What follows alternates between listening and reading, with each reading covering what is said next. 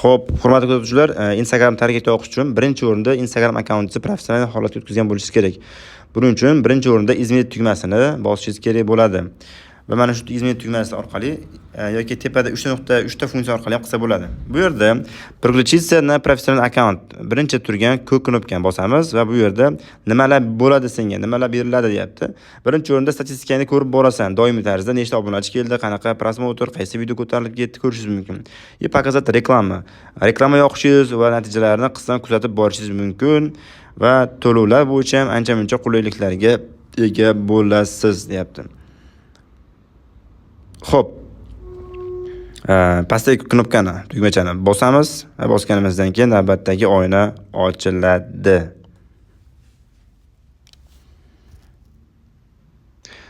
Va bu yerda akkauntingiz asosan qaysi yo'nalish bo'yicha ishlaydi? Kiyim-kechakmi, blogermi, musiqami, ta'lim sohasidami, biznes sohasidami? O'zingizga kerak sohani tanlaysiz. Endi misol uchun meniki, bizniki digital sohasida. Va qidiruv bo'limi digital deb yozsam, digital marketingga oid yo'nalishlar kelib chiqadi. Telefonda ta'mirlash va hokazo hokazo. Endi biz ikkinchisi mas keladi. Va buni tanlaganimizdan keyin marketing uslubi sotsmedia ijtimoiy tarmoqlar bo'yicha "Показать" va "Profil" turibdi. Tepada ko'rgan bo'lsangiz, shunaqa knopka. Shuni yoqib qo'ysangiz, siz profilingizda ko'rinadigan bo'lib qoladi. Ya'ni yo'nalishingiz haqida ham qisqacha ma'lumot berib o'tadi.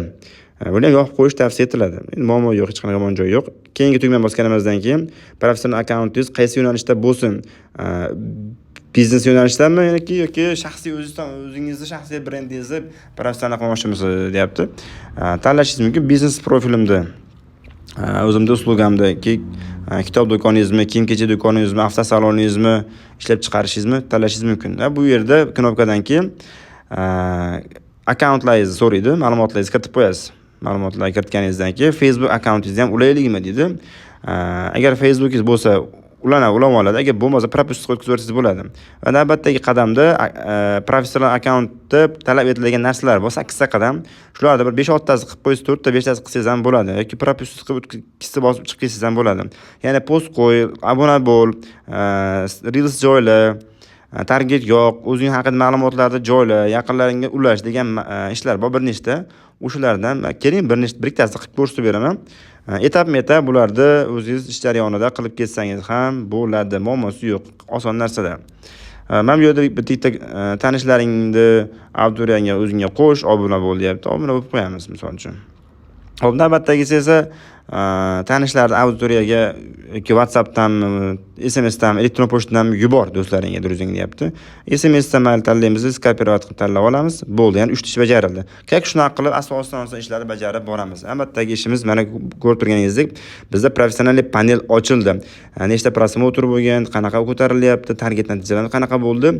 Mana shu professional panelni bosish orqali ko'rishingiz mumkin. Endi bu yerda menda professional panel bo'sh, chunki yangi ochilgan akkaunt. O'rtacha 100 ta podpischikdan keyin sizning ma'lumotlaringiz, statistikaningiz doimiy tarzda ko'rib boriladi. Siz plyusdamisiz, minusdamisiz?